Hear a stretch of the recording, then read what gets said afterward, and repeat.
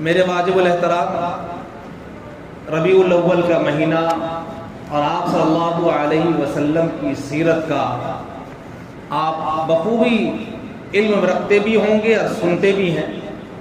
آج میرے نبی کا لڑکپن سنانا مقصد ہے کہ میرے نبی کا لڑکپن کیسا گزرا۔ میرے نبی کو نبوت جو ملی، 40 سال کی عمر میں نبوت ملی، یہ اپنے آپ میں ایک کمال ہے۔ اگر میں نبوت والی زندگی سناؤں تو بات یہاں تک آئے گی کہ وہ تو نبی بن گئے، اور اللہ تعالیٰ تمام خصوصیات کو نبی کے اندر جمع کر دیتا ہے۔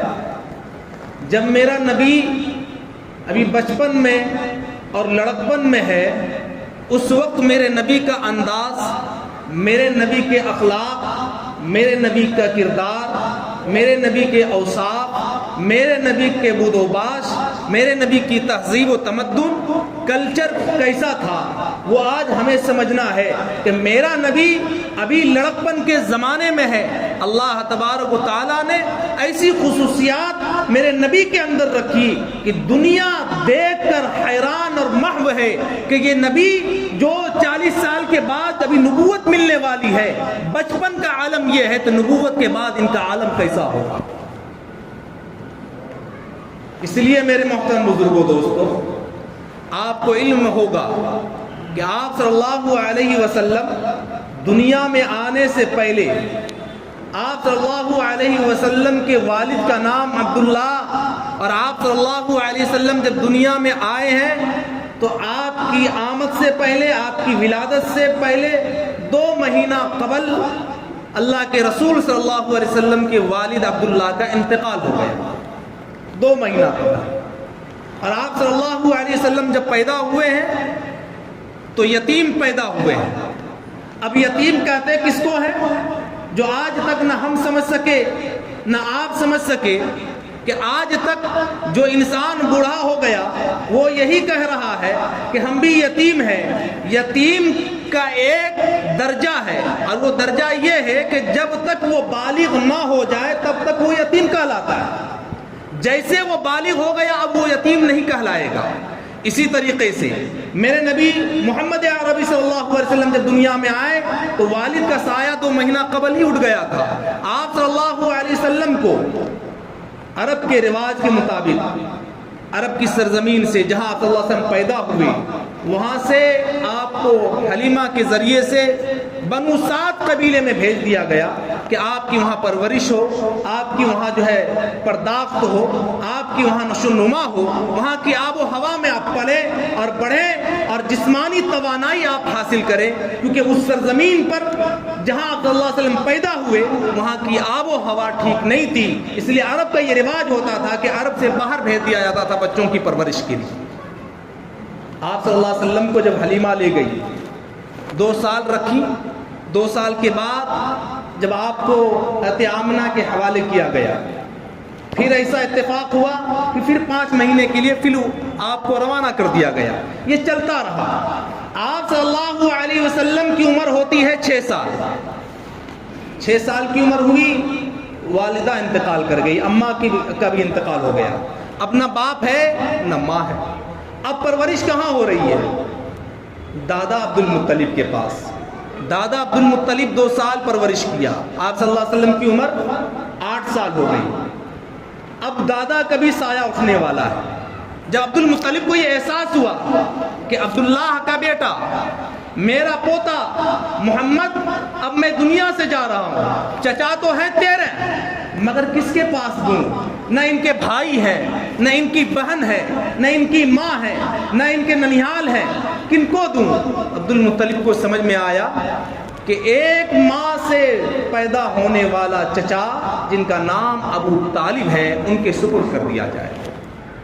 سوتیلا چچا کے حوالے نہیں کیا، کیونکہ عبداللہ اور ابو طالب ایک ہی ماں سے پیدا ہونے والے، تو اللہ کے رسول صلی اللہ علیہ وسلم کو عبد المطلب نے اپنے بیٹا ابو طالب کے حوالے کیا کہ یہ بھتیجا تیرے حوالے، میرا پوتا تیرے حوالے، اب تو اس کی دیکھ بھال کر۔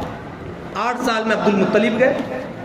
اب جب گئے ہیں حضرت ابو طالب کثیر العیال تھے، زیادہ اولادیں تھیں ان کے پاس، غربت تھی ان کے پاس، اس کے باوجود ساری اولادوں کی پرورش کر رہے ہیں۔ اور انداز محبت دیکھیے کہ ساری اولادیں بیٹھ کر کھا رہی ہیں، اللہ کے رسول صلی اللہ علیہ وسلم کو اپنے بغل میں اپنے ہاتھ سے لقمہ دے رہا ہے۔ کیوں؟ کیونکہ ان کے والد کی وصیت تھی کہ نہ ماں ہے ان کی نہ باپ ہے ان کے، اس لیے ذمہ داری تیری زیادہ بنتی ہے میرے پوتے کا خیال رکھنا۔ روایت میں آتا ہے کہ آپ کی عمر ہوئی ہے 12 سال، اور تاریخ میں یہ لکھا ہوا ہے کہ جب حلیمہ اللہ کے رسول صلی اللہ علیہ وسلم کو لے کر گئی، اب بچپن میں انصاف دیکھیے، ہمارا حال تو یہ ہے کہ ہم تو چاہتے ہیں کہ دوسروں کا بھی مال آ جائے، تیسرے کا بھی آ جائے، سائڈ سے بھی آ جائے، بغل سے بھی آ جائے، اوپر سے بھی آ جائے، نیچے سے بھی آ جائے، جیسے بھی آ جائے، مگر میرے نبی کے اخلاق کو دیکھیے اور انصاف کو دیکھیے۔ روایت میں آتا ہے کہ اماں حلیمہ جو رضائی ماں ہے، جو دودھ پلائی ہے، داہنی طرف سے اللہ کے رسول صلی اللہ علیہ وسلم پیتے تھے، اور اماں حلیمہ کہتی ہیں کہ میں جب بائیں طرف لگاتی تھی تو اللہ کے رسول صلی اللہ علیہ وسلم منہ نہ لگاتے تھے بلکہ منہ پھیر لیتے تھے۔ کیوں؟ اللہ کے رسول صلی اللہ علیہ وسلم کو اس وقت احساس تھا کہ اگر میں بھی ہوں تو ان کا بھی اپنا بچہ اور اپنا رضائی بھائی ہے، ان کا بھی حق ہے۔ اس زمانے میں بھی اپنے رضائی بھائی کا حق تم نہیں مارا۔ بچپن میں یہ شعور کس نے دیا؟ یہ اخلاق اور یہ کریمانہ انداز کس نے دیا؟ میرے رب نے دیا کہ میرے محبوب صرف 23 سالہ نبوت والی زندگی تیری مثال نہ بنے، بلکہ تیری زندگی کا ایک ایک لمحہ، لحظہ، گھڑی، ساتھ تیرا جو ہے مثال بن جائے۔ کوئی بچپن دیکھے مثال دے، لڑکپن دیکھے مثال دے، جوانی دیکھے مثال دے، تیری شادی دیکھے مثال دے، تیری غمی دیکھے مثال دے، تیری خوشی دیکھے مثال دے۔ اے میرے محبوب، تیری ساری زندگی تمام عیوب سے، کمزوریوں سے میں پاک کر چکا ہوں۔ اسی لیے میرے محترم بزرگوں، دوستوں، تو یہ بتانا مقصد یہ ہے کہ میرا نبی ابھی 2 سال 2.5 سال کا ہے، مگر حق اپنے بھائی کا مار نہیں رہے، بلکہ جو حق تھا ان کا وہی حق لینے کو تیار ہے۔ جب 12 سال کی عمر ہوئی، ابو طالب کیونکہ تاجر تھے، تجارت کی غرض سے ملک شام جاتے تھے، جب جانے لگے اللہ کے رسول صلی اللہ علیہ وسلم نے چچا سے کہا، ابو طالب سے، چچا جان آپ ملک شام جا رہے ہیں تجارت کی غرض سے، چچا جان میں یہاں گھر میں اکیلا ہوں، نہ میری ماں ہے، نہ میرا باپ ہے، نہ میرا بھائی ہے، نہ میری بہن ہے، کوئی نہیں ہے، چچا جان اگر آپ اجازت دیں تو میں بھی آپ کے ساتھ چلوں۔ ابو طالب نے کہا چلو، تم بھی چلو، ہو کر چلے آؤ، تفریح ہو جائے گی۔ تو ابو طالب اللہ کے رسول صلی اللہ علیہ وسلم کو ملک شام لے آتے ہیں۔ اب جو سرحد ہے حجاز کا، شام کا، اس جگہ ایک سرائے تھی، اس سرائے میں مسافر ٹھہرتے تھے، جو لوگ تجارت کی غرض سے ملک شام جاتے تھے، اس جگہ سرحد پر سرائے تھی، وہاں سے عراق کے لیے راستہ نکلتا تھا، عرب کے لیے راستہ نکلتا تھا، ملک شام کے لیے راستہ نکلتا تھا۔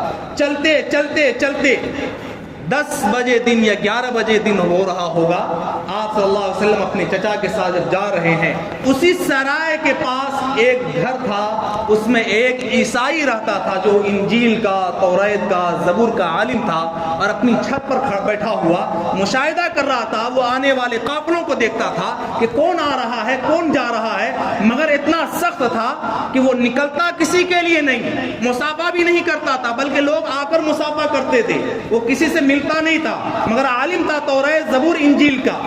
جب وہ قافلہ دیکھ رہا ہے چھت پر سے کہ وہ جو قافلہ آ رہا ہے، اس قافلے میں ایک بچہ ہے 12 سال کا، اور اس قافلے پر بادل سایہ کرتا ہوا آ رہا ہے، وہ فوراً وہاں سے چھت سے اترا اور اتر کر نیچے آیا اور قافلے والوں کا استقبال کیا، مصافحہ کیا، اور اللہ کے رسول صلی اللہ علیہ وسلم کی پیشانی سے لے کر پیر تک مشاہدہ کر رہا ہے، دیکھ رہا ہے، بار بار دیکھ رہا ہے۔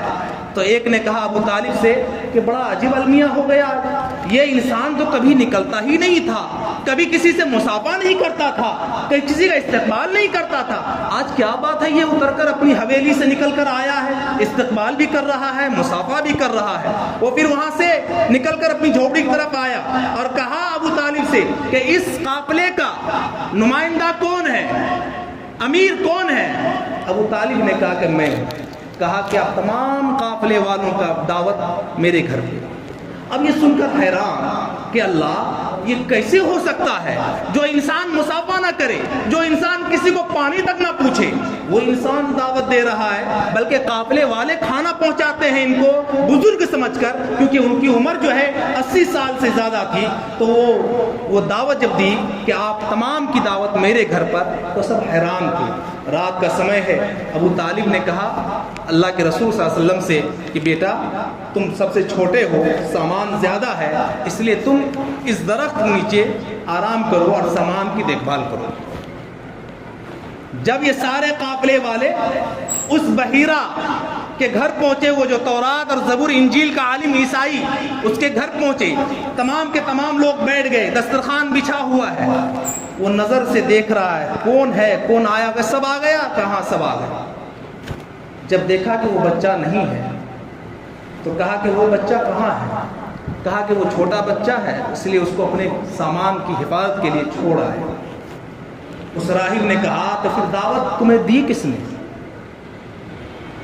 جس کے صدقے میں دعوت دی گئی، جس کے لیے دعوت دی گئی، وہ بچہ تو آیا ہی نہیں، اس کا صدقہ تو کھا رہا ہے، تو پہلے اس بچے کو لے کر تو آ۔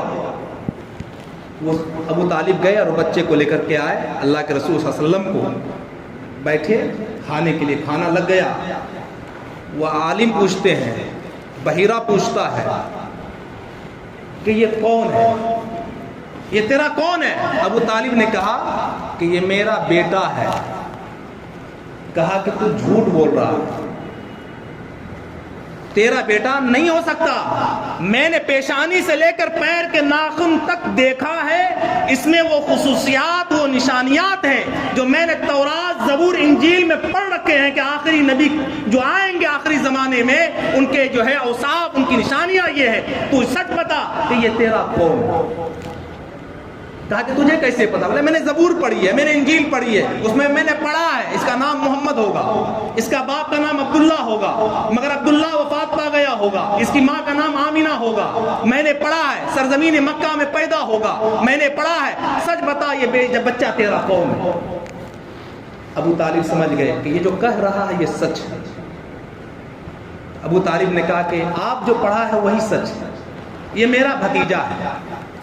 جب کہا کہ یہ میرا بھتیجا ہے تو اس راہب نے کہا کہ میں آپ کو ایک مشورہ دیتا ہوں، آپ اس بچے کو ملک شام نہ لے جائیں، بلکہ اس بچے کو آپ گھر کو روانہ کریں۔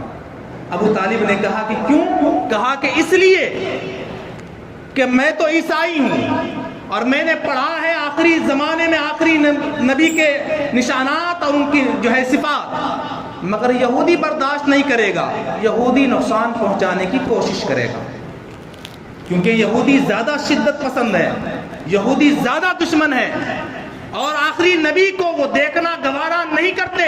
اس لیے میری رائے، میرا مشورہ یہ ہے کہ آپ ملک شام اس بچے کو نہ لے جائیں۔ پھر اللہ کے رسول صلی اللہ علیہ وسلم کو وہاں سے ہی روانہ کر دیا۔ دوسرا سفر ملک شام میں ہوا، جب عمر کتنی ہے؟ 25 سال، ابو طالب کے ساتھ۔ اور یہ ابو طالب کے ساتھ جاتے جاتے تجارت کا آپ صلی اللہ علیہ وسلم نے گن سیکھا کہ تجارت کیسے کی جاتی ہے۔ تجارت کا جب گن سیکھ لیا، آپ کی عمر ہے 25 سال، مکہ میں چرچا ہو گیا، ایک محمد نام کا آدمی ہے، بڑا ایماندار ہے، جھوٹ نہیں بولتا، سچ بولتا ہے، اس کی زبان پر سچ لگا رہتا ہے، جھوٹ نہیں بولتا، تجارت بہترین کرتا ہے۔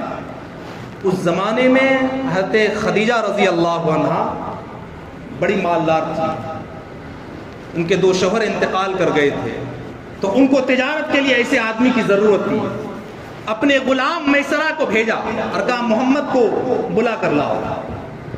وہ آئے، محمد صلی اللہ علیہ وسلم آئے، عمر کتنی ہے؟ 25 سال۔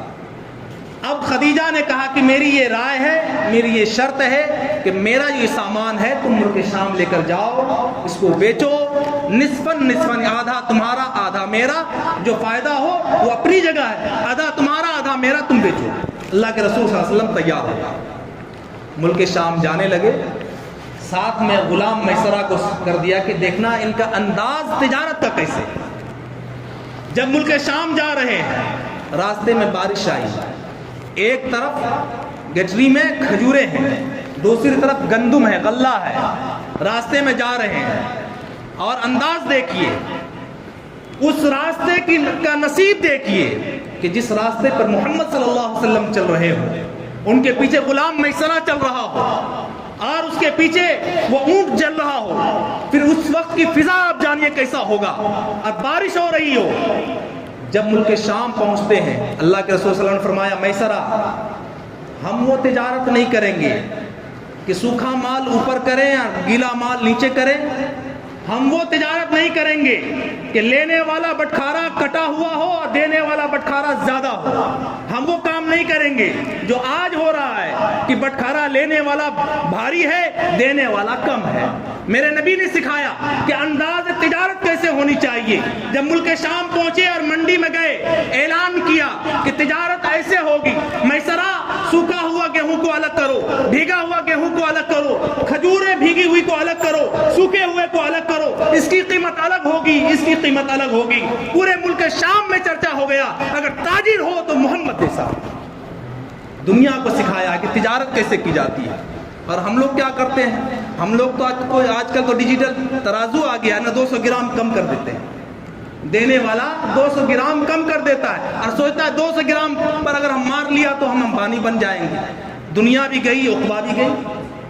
اس لیے میرے نبی نے تجارت کا گن سکھایا کہ تجارت کیسے کیا جاتا ہے۔ دنیا کے پیچھے مت بھاگو، بلکہ انصاف کے ترازو کو تولو اور دنیا کو بتاؤ کہ میرے نبی نے تجارت ایسے کی ہے تو غلامان مصطفیٰ بھی تجارت ویسے ہی کرے گا، اور کسی میں اگر کمی، کوتاہی اور گھٹیا چیزیں ہیں تو اسے ہم بتا کر دیں گے، اسے آنکھ میں دھول جھونک کر نہیں دیں گے۔ اس لیے میرے محترم بزرگوں، دوستو، سنانے کا مقصد یہ ہے کہ بچپن میں بھی انصاف کی روایت کو قائم کیا، تجارت کے میدان میں آئے ہیں تو تجارت کا گن سکھایا ہے، طریقہ میرے نبی نے سکھایا ہے۔ اس لیے تو میں کہا کرتا ہوں کہ میں اپنے نبی کی جو ہے لائی ہوئی شریعت پر قربان کہ میرے نبی نے سونے سے اٹھنے تک، کھانے سے پینے تک، باتھ روم میں جانے سے اور نکلنے تک، ہنسی اور خوشی کے موقع پر، غمی کے موقع پر میرے نبی نے طریقہ سکھلایا ہے۔ خوشی کیسے منائی جائے گی، غمی کیسے منائی جائے گی، سونے کا انداز کیسے ہوگا، بیدار ہونے کا انداز کیسے ہوگا، باتھ روم میں جانا ہے تو انداز کیسے ہونا چاہیے، نکلیں گے تو انداز کیسا ہونا چاہیے۔ اس لیے ہم اپنے نبی کی شریعت پر سو جان سے قربان ہے کہ ایسا نبی جو ہماری جو ہے دنیا بھی سنوارنے کے لیے آیا اور ہماری عقبہ بھی سنوارنے کے لیے آیا۔ اس لیے میرے محترم بزرگوں، دوستو، ضرورت اس بات کی ہے کہ نبی اکرم صلی اللہ علیہ وسلم کی سیرت کو پڑھنے کی ضرورت ہے، آپ کی لائی ہوئی شریعت کو سمجھنے کی ضرورت ہے کہ ہر محکمے میں، ہر شعبے میں میرے نبی نے عملی میدان میں اتر کر کے دنیا کو دکھلایا ہے، چاہے کوئی بھی شعبہ ہو، آپ صلی اللہ علیہ وسلم نے عمل کر کے دنیا والے کو بتلایا کہ اگر اسی راستے پر چلو گے تو تمہاری 100% کامیابی دنیا میں بھی ہے اور آخرت میں بھی۔ اللہ تعالیٰ سے دعا ہے اللہ تعالیٰ ہم تمام مسلمانوں کے انس و زیادہ عمل کی توفیق عطا فرمائے۔